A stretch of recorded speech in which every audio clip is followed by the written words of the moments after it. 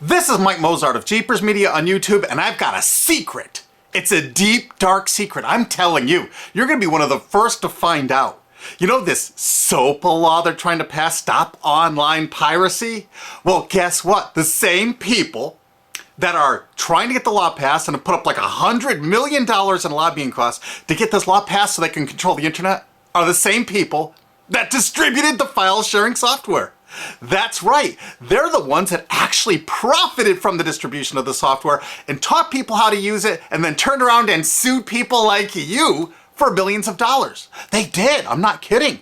Just look up Joel Tenenbaum. They've sued him for hundreds of thousands of dollars. Poor college kid. They sue single moms for millions for downloading 24 songs.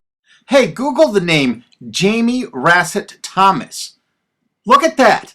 They sued and got $1.9 million judgment out of this single mom, and you are next with SOPA. They're going to sue you when SOPA passes. They want to make even a little bit of copyright infringement a felony online. If you do like a little karaoke song, or you have your wedding's first dance, you have a copyrighted song, they want to make you a felon and put you in jail and sue you for hundreds of thousands of dollars. They've done it before to little innocent kids. And you think, oh, I'm not in the United States, I'm fine. No, they're passing this law so they can send in the troops to arrest you and shut down websites in your country too. No kidding. Hey, if you don't believe me, look at this article. British student faces extradition to U.S. over copyright infringement. A 23-year-old British computer student faces possible extradition to the U.S. for linking to copyrighted content on his website.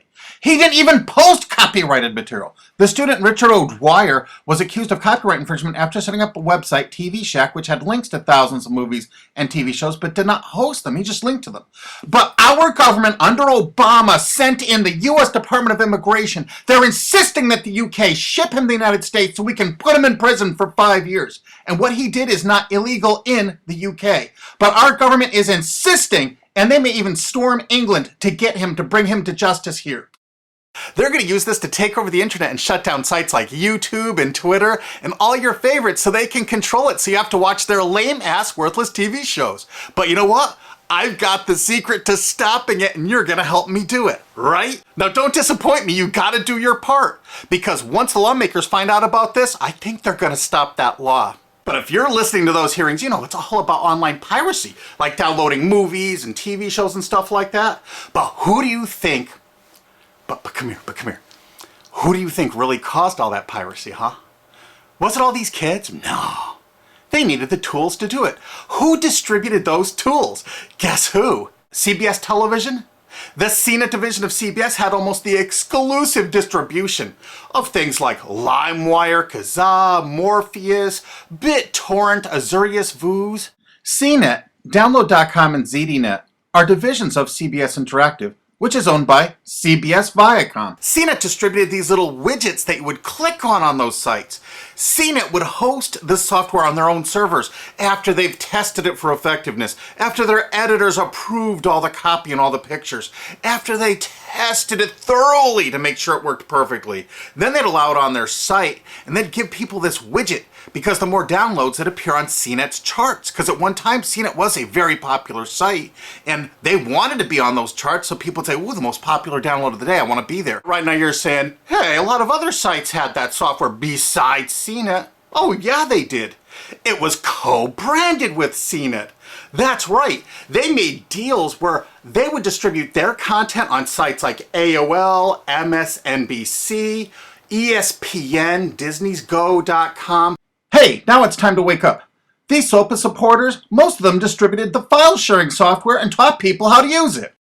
But before I go on, I have to explain something. File sharing software is perfectly legal. However, under the MGM versus Grokster U.S. Supreme Court ruling, they held that one who distributes a device, you know, the file sharing software, with the object of promoting its use to infringe copyright, as shown by clear expression or other affirmative steps taken to foster infringement, is liable for the resulting acts of infringement by third parties. This is regardless of the device's non-infringing uses. In other words, you can distribute it, but you can't encourage anyone to use it to infringe copyright. And do you know what? CNET and CBS did just that thousands of times. Hey, you SOPA supporting music rights groups, listen up to this. Now here's one of those ESPN, Disney, CNET co-branded pages. And what do we see here? One of the MP3 Insider file sharing SmackDown tests, something they commonly did for quite a few years. Why did they use Britney Spears and Beatles and known artists? Disney, you put it on your ESPN site for the better part of a decade? Encouraging people to download and copy copyrighted materials? Why did you do it, Disney? Why? It doesn't make any sense. But why would Disney even have their own branded piracy software, branded for Go.com, one of their portals? That's right, the Walt Disney Company that's plowing millions into getting SOPA passed has a ghost of file sharing past. Their own branded file sharing service to get free MP3s branded the Go Network. And they use Scour as one of their search engines, and what do you know? They were suing Scour at the exact same freaking time. They were suing it and using it to help people procure songs. Disney, I thought you supported SOPA. That's right, guys, Disney's one of the key supporters of SOPA and enjoyed a decade-long distribution deal with CNET for all those downloads. Another one of the key support crying, and why will you suffer this exact same fate now unless you do something? This is Mike Mozart of Jeepers Media on YouTube, and this is my second video about SOPA and Protect IP, or PIPA, the two laws that they're trying to pass right now that are going to affect you, not only in America, but in the UK, and this video goes out to all my fans in the UK, because the United States government is extraditing one of your college students named Richard O'Dwyer. That's right, because he actually had a website that linked to copyright infringing material. I'm not kidding. He just linked to copyright infringing material. He didn't host any on his website. If you've ever used torrents in the UK and you've shared files online, you can kiss your mom goodbye because the United States government's got a nice cold jail cell waiting for you.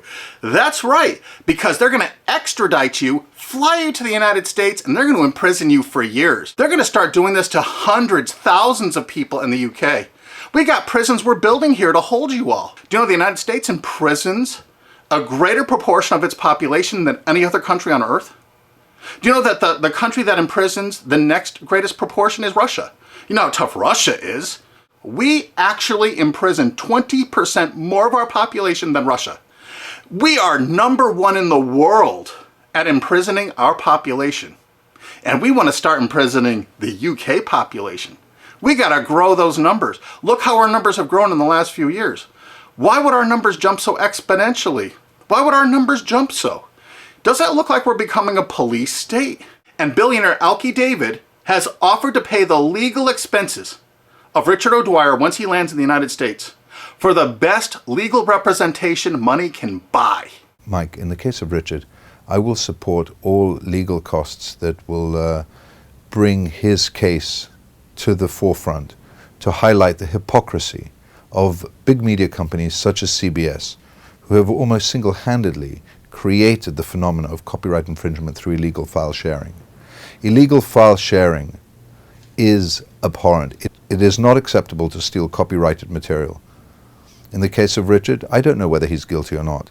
But the fact that he's being brought to America on extradition for copyright infringement, supported by large media companies who are almost solely responsible for the creation of this phenomena of copyright infringement through illegal file sharing, is disgusting. It is hypocritical and unacceptable. I support Richard in his fight against the big media hypocrisy. Thanks. We're going to make certain that his expenses are paid for the finest legal representation the United States can offer on principle. And what is that principle? This case is going to bring out the fact that the copyright infringement online was caused by the CNET division of CBS. It was caused by NBC. It was caused by ABC distributing the software through ESPN and Go.com. And it was caused only by the big media companies themselves. All right, that's the only place you could get that software. Why did they all distribute that software? Why were they virtually the exclusive distributors of that software? And why did they promote it for copyright infringement? Okay, CBS television fostered it, encouraged it, and distributed all that file sharing software through a site they own called CNET. CNET has an office in the UK. That's right, one of the largest overseas offices is in the UK. Well, they committed a lot of online piracy. Take a look at these examples here. What? CNET and CBS substantially promoted Pirate Bay? And look at this. Last.fm, a UK company owned by CBS Television in the United States. Why did they make a deal with Pirate Bay to distribute their widgets? CBS was very enthusiastic with their deal about Pirate Bay, and CBS made this deal with Pirate Bay immediately after purchasing Last.fm. Immediately, they didn't even wait. Pirate Bay isn't even legal in the United States, and they threw their full support behind it. This is one of the widgets. They're endorsing Pirate Bay. And oddly enough, CNET division of CBS actually considered Last.fm to be spyware. Were they using these widgets to actually spy on Pirate Bay to take them down? It seems possible, since it was widely reported about that time period that CBS was turning over user data to the RIAA from Last.fm. Or maybe it was just because CBS was actually distributing and promoting one of their new shows called Pirate Master in 2008. This is reported by Torrent Freak. And they actually had links right to torrents to download this show. And this is on CBS's own website. Of course, this is one of CNET CBS's proud offerings, the Pirate Bay Search Download. This allowed you to actually cruise all the popular sites without actually going there, so you could download tons of pirated media illegally. They even say that in this download. Of course, it's downloaded right from CNET's own servers. Even though CNET was offering this in 2010, they've taken it down because we squealed. But look how it came up in Google searches. Why did it come up pirated books downloads if you search pirated books? Why did it come up pirated movies downloads if you search that? Their search engine optimization featured the words pirated and pirating. Of course, the CBS CNET staff couldn't write enough glowing articles and reviews about how much they loved Pirate Bay, how much terrific material was there, all for the taking.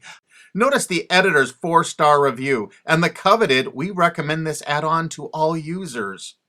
Look at this, they had LimeWire. Of course, Sumner Redstone had every reason to distribute as much LimeWire as possible, seeing he was profiting from the distribution of LimeWire by selling Viacom's Comedy Central material through LimeWire. Kazaa? 326 million downloads. Morpheus? Over 125 million downloads with the help of all their co-branded partners, Microsoft, AOL Time Warner, BitTorrent? It goes on and on and on. CNET CBS wanted you to download pirated media so badly, they offered downloads specifically to cover your digital tracks, reviewed by their editors, and distributed through all their co-branded partners. Look at the freaking date this was added to CBS CNET. And ZapShares was perfect to use if you were using LimeWire to download Lady Gaga songs, like the editors showed you in this screen capture. And do you know who heads up that company? Sumner Redstone, one of America's richest men. And you know what you're going to do?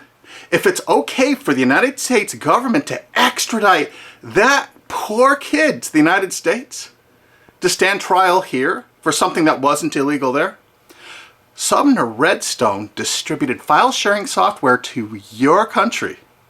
He distributed it with charts and graphs, including known copyrighted artists that are still on their site CNET to this day. And they distributed over 50 million downloads of LimeWire just since Sumner Redstone bought CNET. So what you're going to do is, you're going to demand that your government in the UK extradite Sumner Redstone to the UK to stand trial for copyright infringement. That's right. You are going to demand it. You are going to write every single person in the UK. Because why should an American multi-billionaire be above the law? Hey, they can extradite one of your mates, some chap from England, over to the United States to sit in a prison for 5 or 10 years. Let's go after who really caused the copyright infringement. Let's go after the big media companies that actually distributed this software. I bet you didn't know who invested tens of millions of dollars in BitTorrent. SL partners, Paul G. Allen, Bill Gates, Microsoft. How come they're not in prison? They should be. Why, Sumner Redstone's company, Viacom, in their sworn statement of undisputed facts from Viacom versus YouTube, stated as fact, notorious pirate